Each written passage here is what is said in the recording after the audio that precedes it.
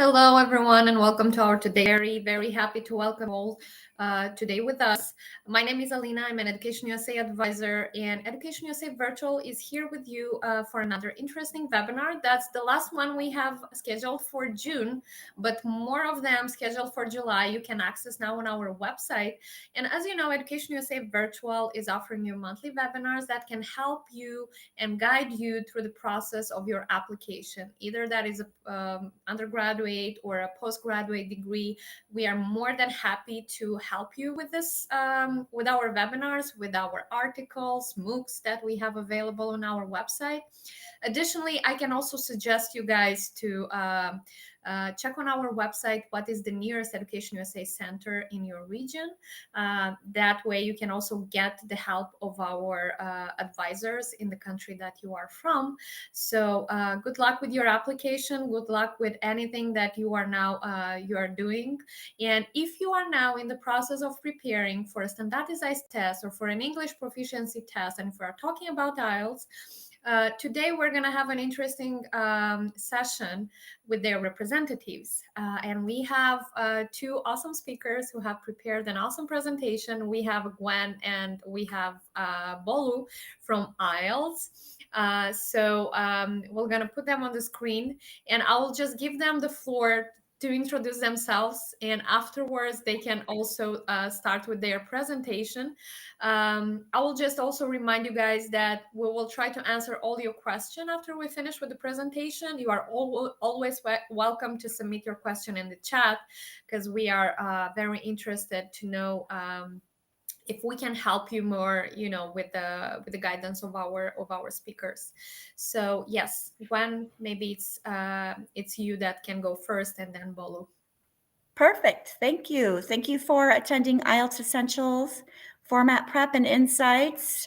Today, I am lucky to be here with you. My name is Gwen. I am the Director of Business Development and Outreach for IELTS USA.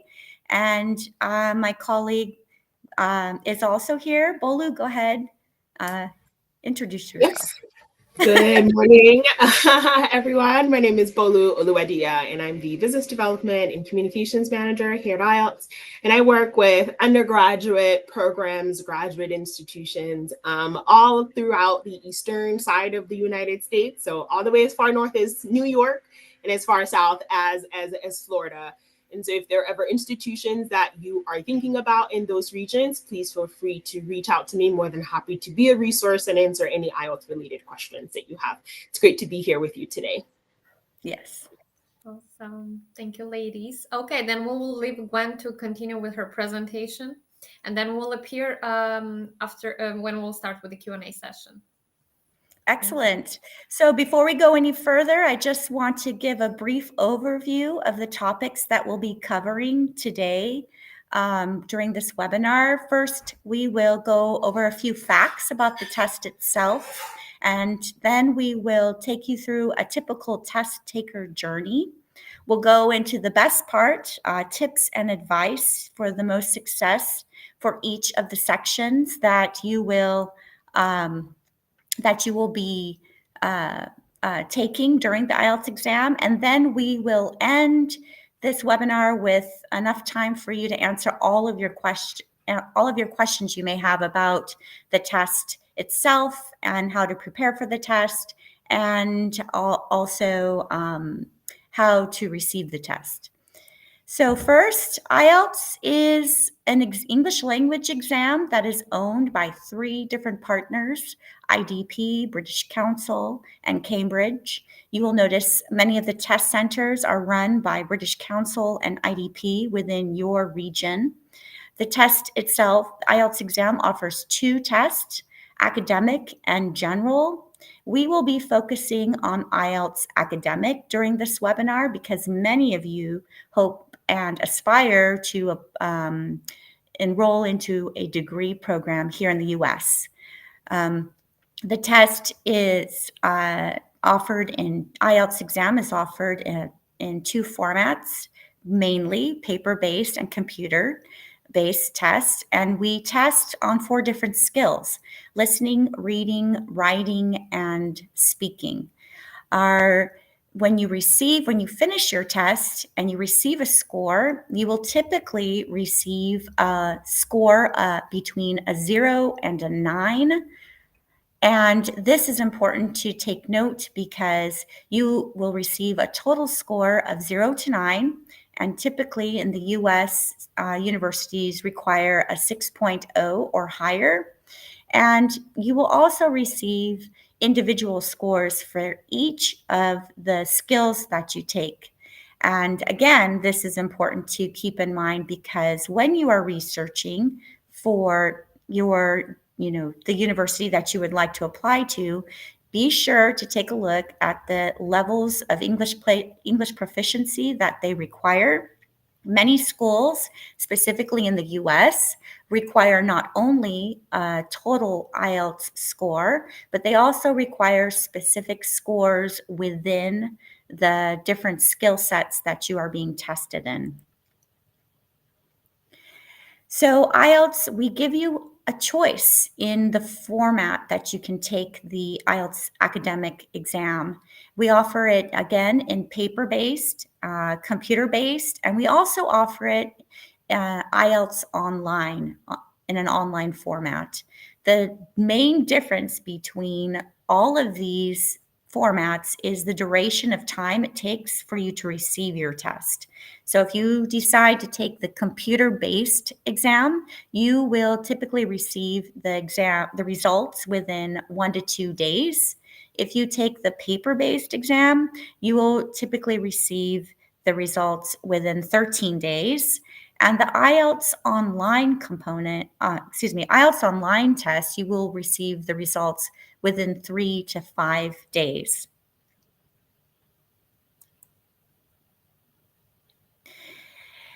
After you take the IELTS academic test and you are taking a look at some of your specific skill scores, like let's say you have a 7.0 in reading and writing, but maybe your speaking was 6.5 and your listening was also maybe 7.0.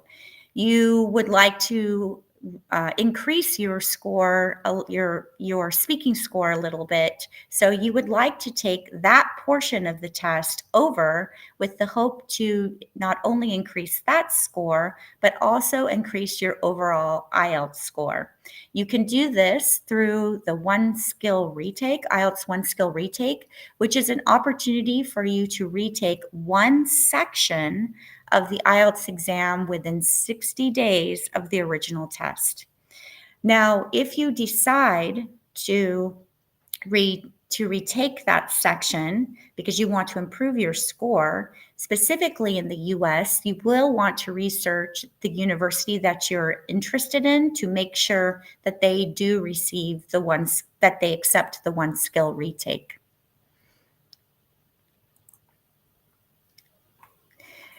The IELTS exam is one of the most widely accepted English language exams in the world. 12,000 organizations accept the IELTS exam for their application and admission processes. And we have approximately 4,000 test locations in 140 countries. Millions have taken the test each year. Just last year, we had approximately 4 million test takers with the IELTS exam. And of the 12,000 organizations that accept the IELTS exam, approximately 3,400 institutions, US institutions, accept the IELTS exam, and over 7,000 individual programs. We separate the institutions and the programs because some degree programs accept the IELTS and have degree programs within the United States can be decentralized, specifically in the graduate level. So there may be different scores that will be required for your graduate level programs in comparison to the undergraduate programs. So some of the ROs that have been accept the IELTS exam in the US include Duke, the California State University System, which comprises approximately 21 universities in California, the UC system, specifically UCLA and UC San Diego, Columbia University, Boston University, Purdue, and New York University, to name a few. And then within your own region, we have many test centers and test locations that offer online, computer-based, and paper-based exams. And if you'd like more information about that, again, we have IELTS.org test centers where you can research the location of the different test sites that are within your country, or you may also connect with your Education USA advisors within your country to determine which test center is best for you.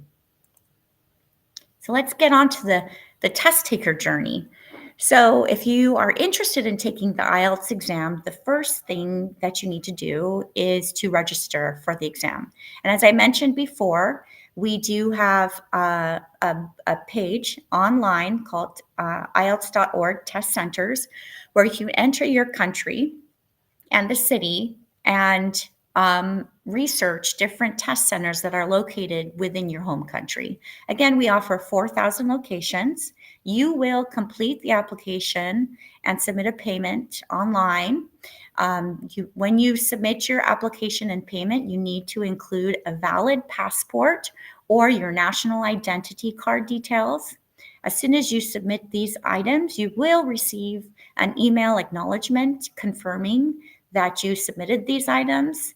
We always recommend that you register for a test 1 to 2 months in advance, especially if you have a disability or a physical challenge that you may need us to accommodate. So if you do have a physical challenge that we need to accommodate, we require 6 weeks in advance notice, so we can make those accommodations.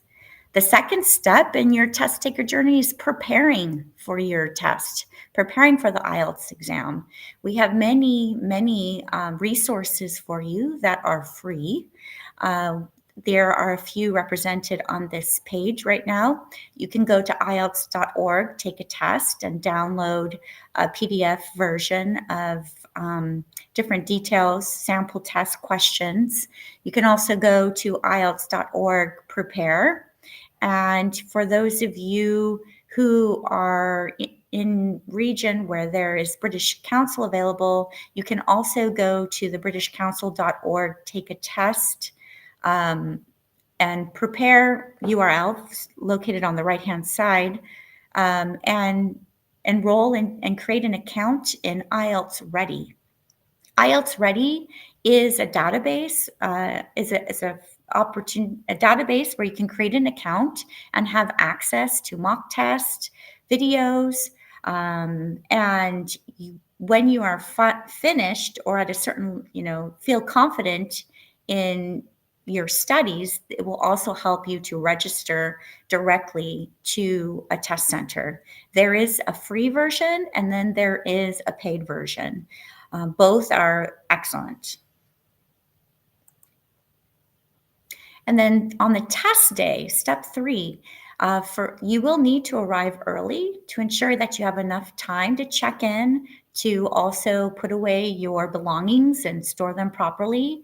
And you must bring the ID that you used when you registered for the exam to the test center. We will, at the time that you take the test, we will do a finger scan and photograph you for security purposes. And then the fourth step in the test taker journey is your results and delivery. If you take the computer-based exam, you will receive your results within 1 to 2 days. If you take the paper-based, you will receive the results within 13 days. You will have an online preview of the results up to 28 days after the initial test date. Institutions will receive the paper test report forms, the TRF forms, or sign up to download the results. So you can send up to 5 results to the different universities that you are interested in. If you take the computer-based, and they can receive them directly through their results service account, or you can send them the paper TRF forms. You can request these results for up to 2 years following the test date. So your results are valid for up to 2 years. Typically, after 2 years, universities will require for you to take another test. And all results, if again, you are dissatisfied with your results, maybe you're dissatisfied with your performance on just one of the skills, again, you can take the one skill retake at a fraction of the price of the original test within 60 days of the original test date, or you can submit it for remarking for a fee, and that will take approximately 6 weeks. So now we're going to get into the good stuff. We're going to get into some tips and some advice for being successful on the IELTS exam. So typically, specifically in the US, because this is what myself and Bolu know the best, are the institutions within the US.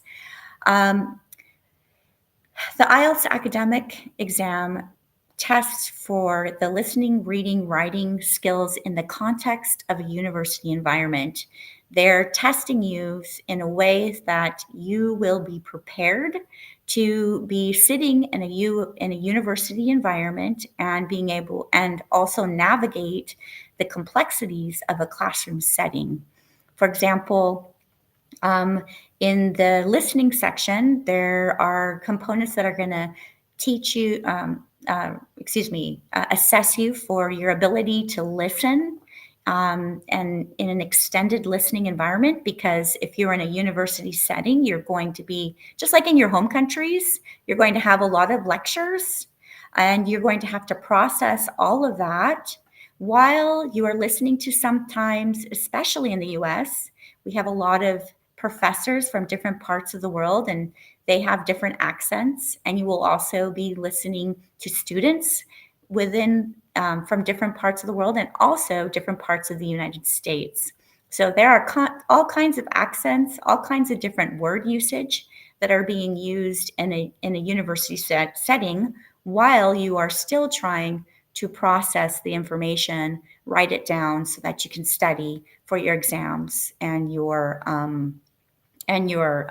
projects. So in the listening component, we take into consideration all of that. So you'll be listening to conversations and tutorials, videos. For the reading, there are also, in the US, in the university environment, you're going to be doing a lot of reading and assessing, and maybe doing a memo of your assessments, or a report. Writing, there's a lot of extended responses so that it can determine how so that it will prepare you to be ready for a university setting where you will be, as I said, writing a lot of reports, a lot of maybe projects, capstone projects, and lab work, citations. And then speaking, especially in the US, there's a lot of group work. The US tends to do a lot of group activities, even in a graduate environment. You might do a capstone project, so you need to work in a group setting. You need to be able to speak with people from different backgrounds. And also, you're expected to speak in a classroom environment. You're expected to participate. In a US environment, many times, participation in discussion in a classroom setting is part of your grade. So we'll go as quick as we can so we can have some room for questions. The IELTS exam is broken into 4 categories. We have 30 minutes of listening, 60 minutes. You'll have 60 minutes of reading within the test, and you'll do a 60-minute assessment in writing. And then your speaking component will be 11 to 14 minutes face-to-face. The listening for the tips and advice for IELTS listening test. As you can see, the listening is separated into 4 parts. There are 10 questions each. And for us, we recommend for preparing for the listening component to listen to podcasts, TED Talks, daily BBC 6-minute English, and readers with audios. You can work on vocabulary development by reviewing transcripts of podcasts and studying vocabulary. Then during the test, you want to use the 30 seconds between each section to preview. Don't worry so much about spelling and grammar until you transfer your answers, and listen to and read the instructions carefully. This is extremely important. You want to make sure that you see those phrases, no more than 3 words, or 1 word and or a number for each answer. For the reading component, it's 40 questions. We recommend that you read in English every day, articles, magazines, books, whatever interests you, read that. Practice your skimming and scanning for specific information. That especially is going to come in handy when you're in a university setting and you have to read like 5 books for one classroom. You're going to build vocabulary by creating a personal dictionary. And then during the test, don't spend more than 20 minutes on each section. Survey the text to get to the main idea, analyze questions, and then make sure you have time to check to ensure all your instructions were followed, especially the number of maximum words. And then for the writing portion, there are 2 writing tasks. Task 1 is 150 words, and task 2 is 250 words. Learn what mistakes you make most often and fix those mistakes. For me, I'm a run-on sentence queen, so I always have to break my sentences down into simpler sentences, or properly learn to use punctuation that helps me make sure I don't do a run-on like a semicolon. You want to practice writing in a timed environment, so set that stopwatch and practice your writing. Then read examples of test taker responses at your desired band score, which you can find online. During the test, you want to use the amount of time suggested. So task 1 is 20 minutes, task 2 is 40 minutes. Analyze, brainstorm, select, order, and find examples in 5 minutes for the task 2. Writing essay 30 minutes, and then check your essay for take 5 minutes to check your essay. And the speaking component is broken down into 3 parts. We have the introduction and interview, which is 4 to 5 minutes, individual long turn, 3 to 4 minutes, and a 2-way discussion, 4 to 5 minutes. And the best thing, the advice for the speaking test is record yourself speaking and listen to how you respond. Build up your expressions. Let me think. I'm not sure how to answer that, but and then review your IELTS speaking sample videos. During the test, in the part 2 section, use the 1 minute to write out 2-word notes for each bullet. And part 3, don't stop speaking, just search for a word, paraphrase. If you can't find the word, and I speak another language, sometimes I can't find the word, so I will describe what I'm trying to say in other words. Pay attention to the tense and used in the question. So if it's a past tense, you want to answer in the past tense. You also want to make sure your tenses are aligned. You don't want to go back and forth too much in the past or present tense unless it makes sense. And then show the range of your vocabulary.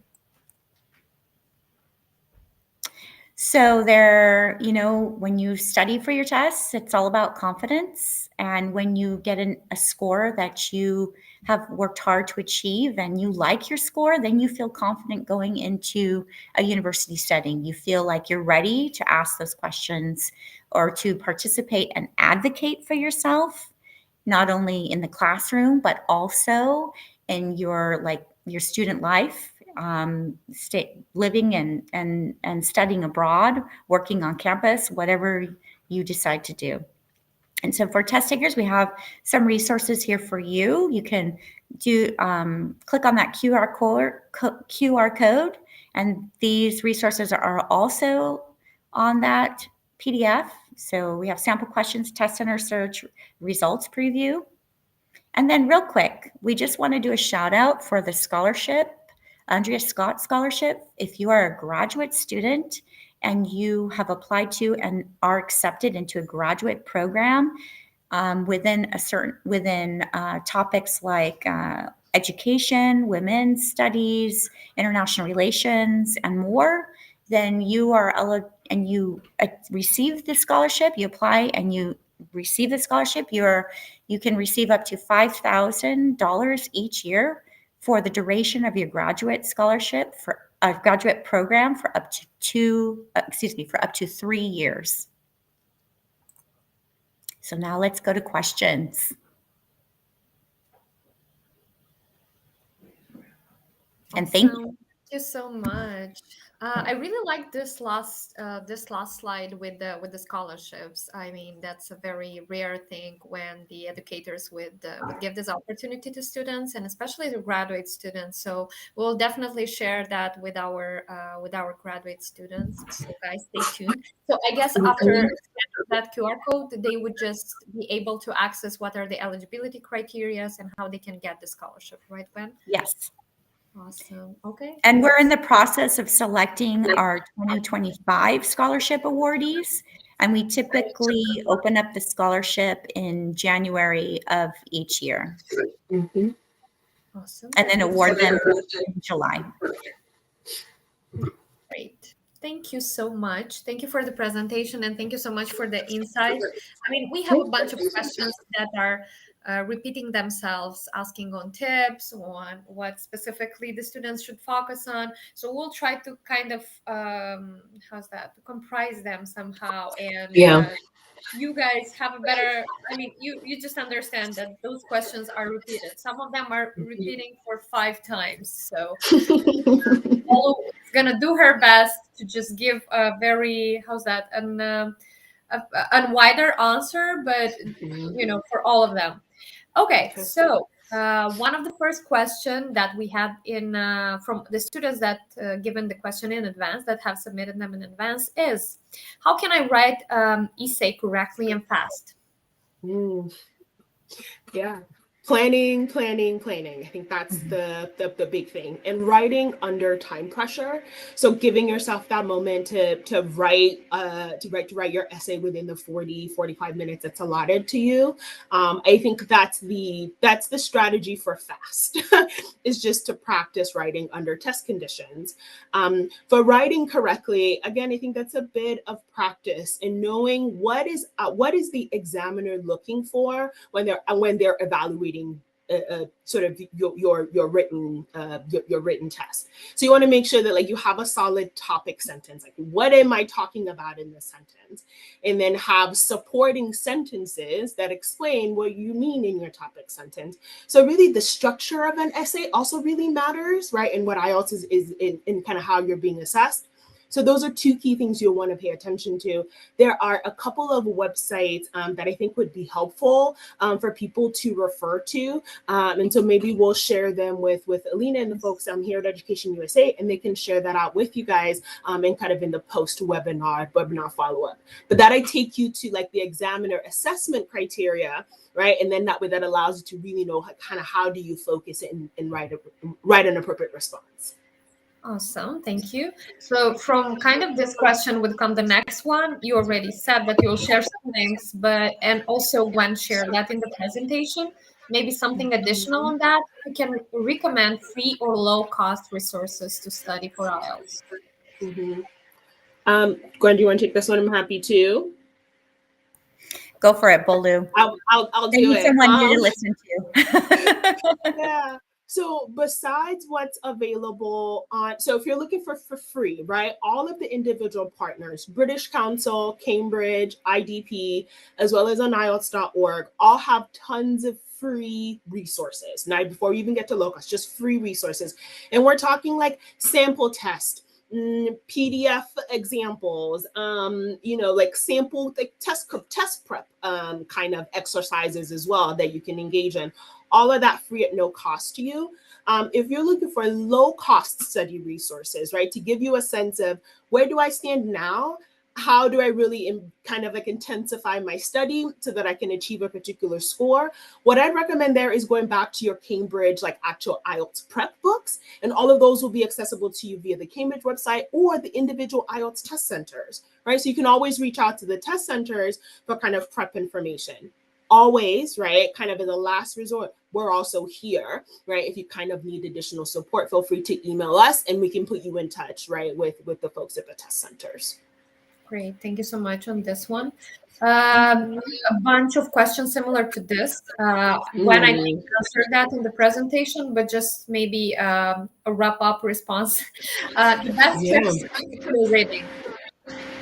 Learn how to scan, right? For reading, they're asking you for specific information. So you've got to be able to learn how to scan really quickly, skim for information. So what I would say for reading is read the question first so that you know what's being asked of you, and then go back to the written kind of passage to kind of find the right answer. Gwen talked about in her presentation, they're very specific about what they're looking for, like write a specific amount of words or explain it in a particular way. What IELTS is asking for will be provided to you exactly in that passage. They're not asking you to make things up. They're not asking you to summarize. It's a bit of like a fact-finding mission. So look for the things specifically in the passage and provide that as a response. But learning to skim is a big skill. Awesome. Okay, the next question, when is it better to start preparing for IELTS if I'm graduating in 2027? That's a good one. That is. I think a better way to think about it is when am I planning to enroll at the institution? And so if you're thinking I'm graduating in 2027, am I also enrolling in August of 2027, right? If that's the case, then you'll want to take your IELTS maybe 6 to 9 months before, so that you get it done and out of the way. And you know that you've met the IELTS requirement of all of the different institutions that you want to apply to, right? But I really wouldn't recommend doing it maybe giving yourself 3 months, right, would be like the shortest window that I'd recommend, so that you ensure you're able to get the results to the institution on time, things actually line up, right? The university receives your result in time to be able to take it off of the application requirements. So if you give yourself about 3 months, you know that you can get that process done stress-free. But really, I'd recommend 6 to 9 months. And also you want to keep in mind that the application process of the university that you want to attend in the US, in the undergraduate level, many of the universities start accepting applications in October and their cutoff date is December. And then the graduate programs, they have a little bit of a different intake. So in addition to what Bolu recommended, you also want to take into consideration when that application is due for the institution or university you want to apply to. Okay, thank you. And I would like just to clarify on this one, what is the desired level of English the student needs to have? If, Bolu said that the student would have to prepare for 6 or 9 months, right? That means that what needs to be the level of English? Sometimes students cannot rate themselves. Right. So let me answer my question a little bit differently.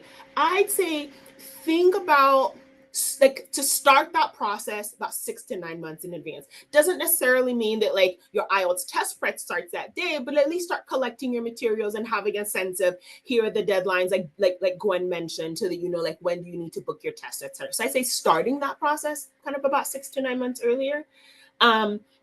But to your question about like what's the IELTS score that's usually required. So what we see for undergraduate admissions tends to be between a 6.0 to a 6.5 at most institutions. There are your more selective institutions, right? Your top 100 perhaps, right? Schools like an NYU or Columbia, MIT, those will have higher requirements, about a 7.5 and above. And you remember that IELTS scale that Gwen showed earlier goes from 0 to 9. Right. So some schools will have really, really high requirements at the undergraduate level. For graduate programs, what we tend to see is in that 7.0 range and above at a minimum level. Now, there are institutions who will offer like an IEP program, right? Or sort of like an English for academic purposes. So giving yourself maybe a semester or two to get adjusted to learning English, right, within the United States. There are those sorts of programs, and those might require a lower IELTS score, a 5.5 all the way and above. So really there's some choices and options for you as a student. Great, thank you so much. About time management, how to manage time during the IELTS exam. Students would get very anxious, and even though you would just advise them to not allow more than 1 or 2 minutes to every question, you tend to lose the time and you are not so concentrated. What's the best advice from the start, maybe? Yeah.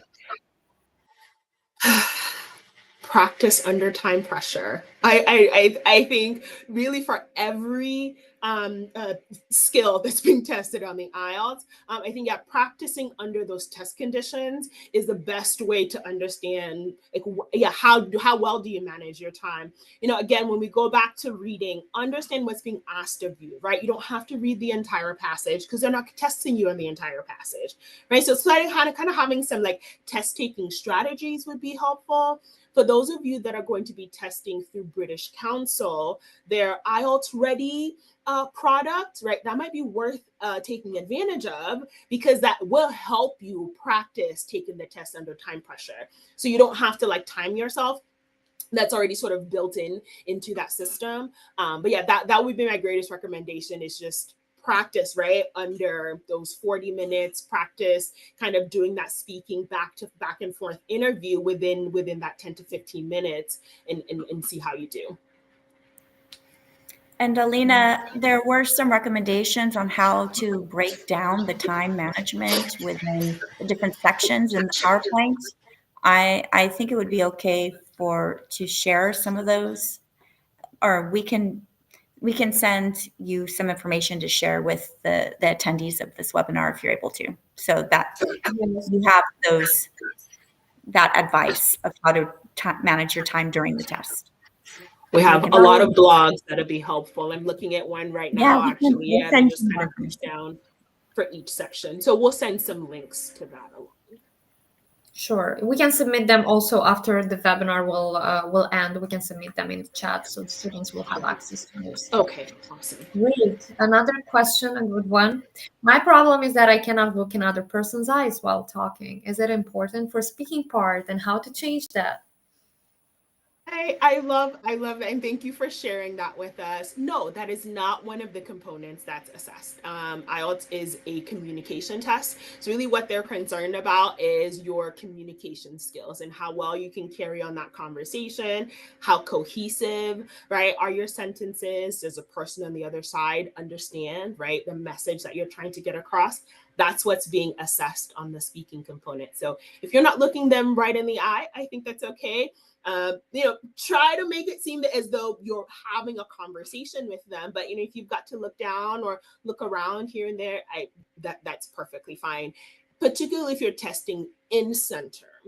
When you're testing online, if you're taking IELTS online, right, in your case, I would strongly recommend considering testing in center rather than testing online, right, because not maintaining eye contact could be a security concern when you're taking IELTS online. So you might want to think about doing the test in person versus online.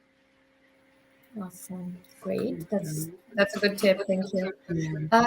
The next one, do you have free course for teacher how to teach IELTS?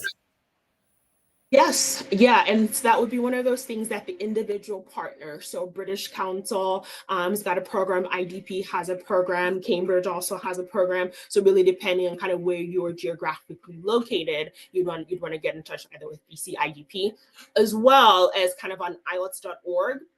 We have tons of kind of like teacher prep resources, again, blogs, some like, kind of curriculum development materials, right? Note-taking exercises, things you can incorporate into your into your teaching courses. A lot of those, as long as they're on IELTS.org, are all free and at no cost to you. If you're going through British Council, IDP, or Cambridge, there may be a nominal cost associated.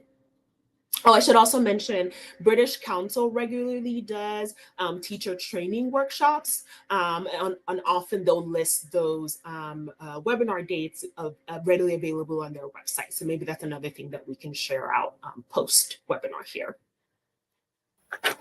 Thank you.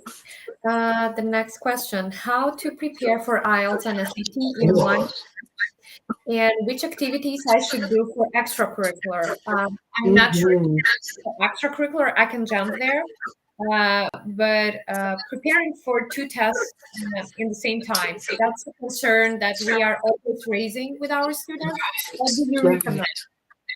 Right. That's a tough one.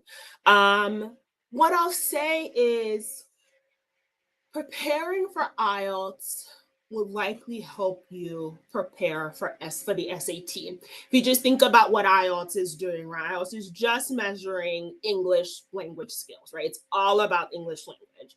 Whereas with the SAT, there's kind of an academic knowledge component to it as well.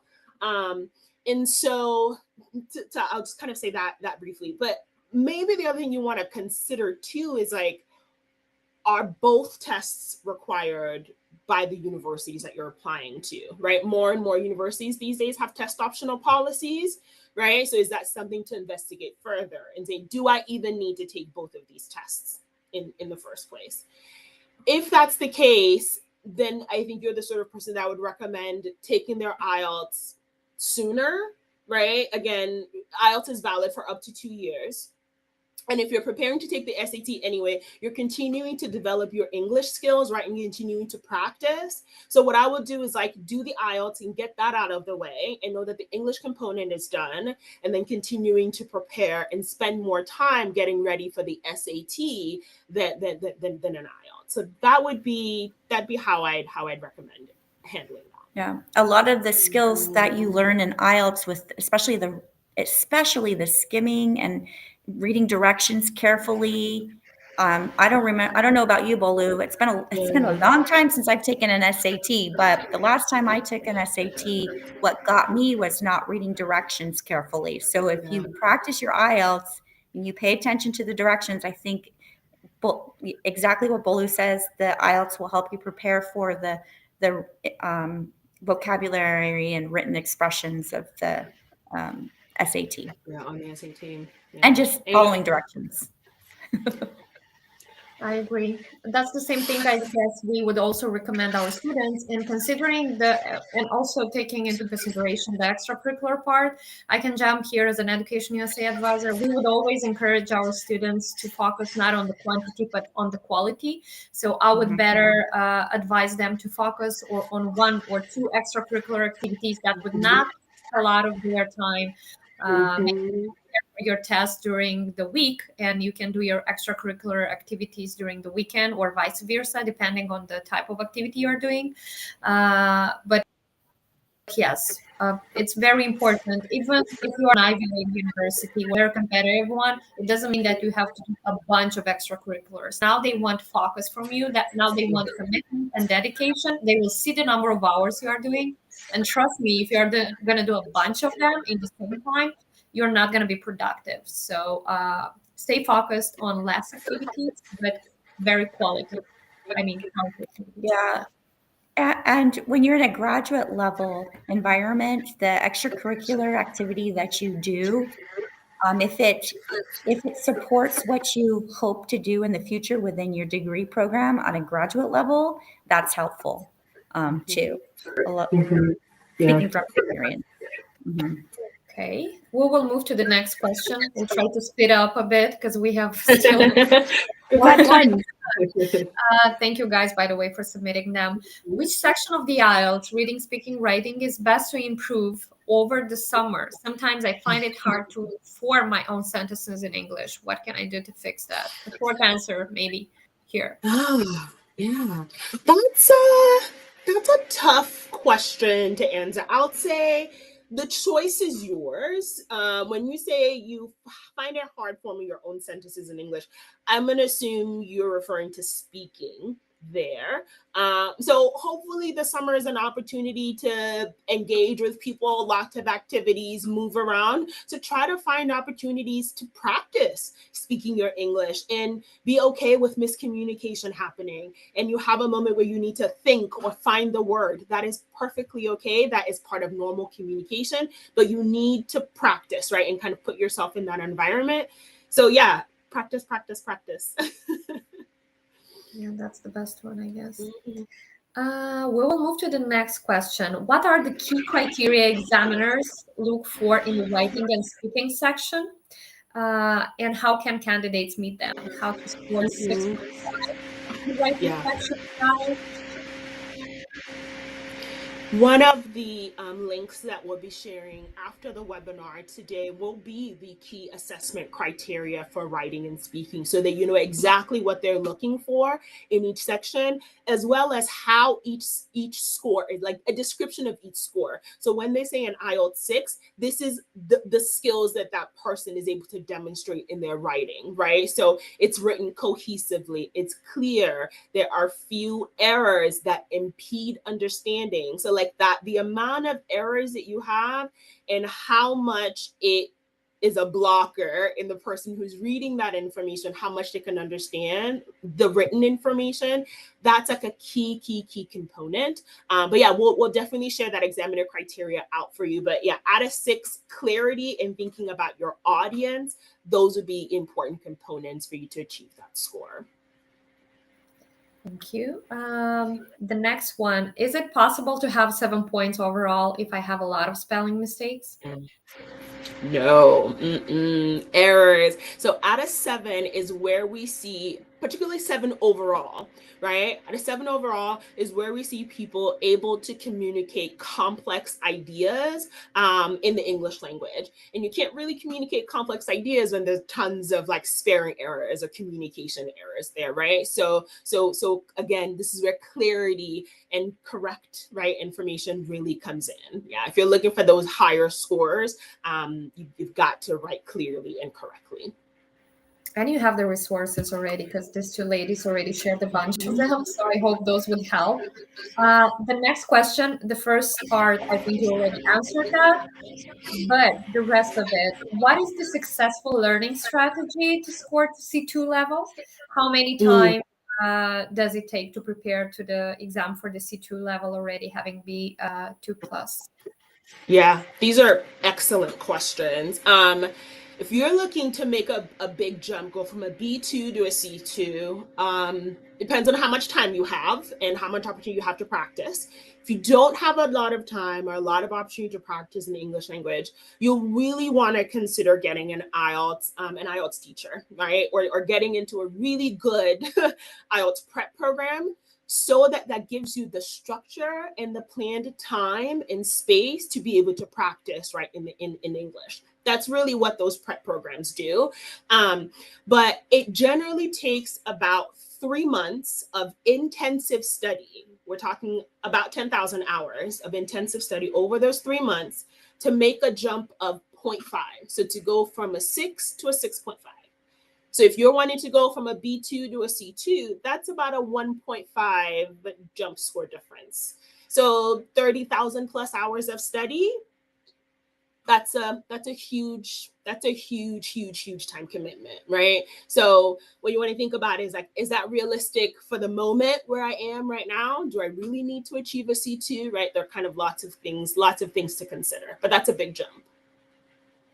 From here comes my question. Might there be a specific part from the test that student maybe that makes the student to have less points? So maybe focus more on that one and taking sample tests each time when he is, performing and he says that he's doing an improvement. I'll answer that question in two ways. Yes, the answer is yes. There are specific skills where students tend to kind of not perform well. One is reading, simply because they don't give themselves enough time to complete that section. They're reading the whole passage and then answering the questions. So if you can just kind of get that test taker strategy in mind of go to the questions first and then come to the passage, that'll really help you out on the reading section. On the speaking and the writing sections, right? Those two are really about the skills that you're coming to the table with, right? Particularly with writing, right? It's just how well can you write, again, under time pressure? Have you written up to 500 words clearly, cohesively within 40 or 45 minutes? If you haven't done that before, it's going to be really tough to get that C2 score that you're looking for on the IELTS. That's why I mentioned earlier is like, how much time do you have, right, to kind of practice and put yourself in these English medium environments? Great, thank you so much. So we are done with all the questions that we have got in advance. Now we'll focus to the ones that we've got in the chat. The first one is from Kelly. Hi, everybody. I'm interested to join this. How can I do, please? Thank you. I guess she meant the scholarship. So yeah, I think you can go back to the recording and you can watch in the presentation. You can scan the QR code, and as Gwen said, you can see the eligibility criteria. Okay, the next one. Would you suggest using ChatGPT as a tool for regular practices? I'm so glad someone brought this up. I do think it is a great idea for regular practice, particularly for speaking, right? But if you're using the voice recording function, there was, IELTS also has some like awards for IELTS teachers. So there was a teacher from Southeast Asia who was recently awarded for developing an IELTS prep program that kind of helps students practice their speaking skills by using ChatGPT. And so what they were doing was just kind of practicing that interview sort of format by using the voice recorder. And part of what ChatGPT is looking at is like how well can ChatGPT understand sort of what the person was saying. So it's an excellent tool, particularly for speaking. I would not use it as a way to sort of determine, am I ready for IELTS, or to try to score yourself. It's not there yet. Yes, I agree. Good. The next one. Are there any trusted websites to find great examples of essays like Test One and that are graded by the right criteria? Absolutely. All of those are on IELTS.org, and they'll be in the samples that we send in our follow-up later on today with Elena. Absolutely. Yes. And yeah, already graded, and they give you clear instructions of like why this section of the essay doesn't meet this particular criteria, right? They go through all of those explanations for you. Okay, great. Another question. How long does it take to get a 9.0 band? It's I think tough. Depends on where you're starting. In the time that I've been here at IELTS, I've seen thousands of IELTS scorers, and still I haven't seen anyone who has an overall 9 just yet. I know they're out there, but I haven't seen one. It's a tough score to get. Even native speakers sometimes don't achieve a 9, so don't take it personally. Yeah. Okay, good. Then yes, guys, don't be too don't be too hard on yourself. For native speakers, writing and following directions can be hard because we jump to conclusions, and so writing can be very hard for a lot of native speakers. Grammar, punctuation, as I mentioned, myself included. Okay, the last one from Margarita. Maybe you can suggest some books to read to practice searching. Oh, like for skimming and things. Okay. So great answer. The best answer to this question is you can read anything, particularly if it's academic sources. So this can be everything from like textbooks to news articles, research papers, blogs, right? Anything that's sort of written for like an academic audience will be really helpful. And that's really good practice for IELTS because IELTS materials are sourced from academic content, right? So there are things that already exist out there in the world, particularly textbooks. So I think that's one thing that I would refer to. And by the way, I wanted to ask on this one, should the preparation process for undergraduate be different than for graduate? Should graduate do more academic things or not? In order to excel having the 7.0, because you were saying that mostly for graduates, it's a 7.0 that is. Right.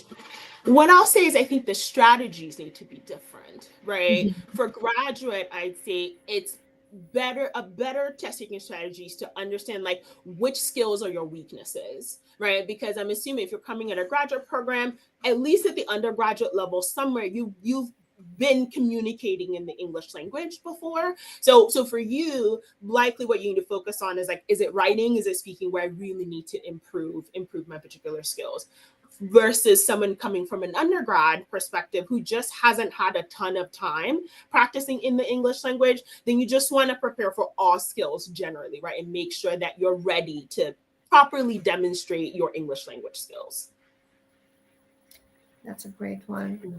Okay. So I think we are done with mostly all of the questions. I hope that we've covered everything, also from those who have addressed the question in advance. Some of them, as I said, have been repeated several times. So we've tried to compile that and make it in one. I just want to say thank you both, Gwen and Bolu, for this wonderful presentation, for answering to our question. I'm very hopeful that your answers will be useful to our students. I know they are struggling with, with the preparation process, and we have a cohort of graduate students who are now who even created a group for the preparation. So they would just, those are like some like-minded individuals sharing their tips on how to do that most efficiently. So I wish I know it's a struggle, but I think the speaking part, it's very easy to do, especially when you are an extrovert. Sorry. So good luck to extroverts specifically. With the speaking part, I think you will excel there. Exactly. So yeah, they will not be scared to look in the eyes. Great. Thank you once more. We will leave the links, all these useful links that the ladies have mentioned before, in the chat. So if you will have other questions, please let us know. Thank you so much for your feedback. Parvina wrote, thank you for the useful tips and detailed replies. We love to help. Great. Ladies, I wish you a wonderful day. And thank you to everyone that have watched us today. I remind you that we have more webinars coming in July. So please go on our website, check for the events that we are doing and we are planning. There are more coming. By the way, on IELTS, we will have a success story, let's say. We'll have a student from Georgia who will share his path on how he prepared for IELTS and how he excelled to have a score of 7.5. So I think he's a very... Wow. He would be a great example on sharing some tips. So this is gonna be a Zoom session, by the way, guys. You'll get the Zoom when you'll register. So please go on our website. There is a QR code, by the way, also to hear your thoughts. So if you have some feedback to our webinars, that's also going to be helpful. Great. Thank you, Gwen, once again. Thank you, Bolu. Thank you, Alina. Thank you, everybody. Good luck. And have a great day. Bye.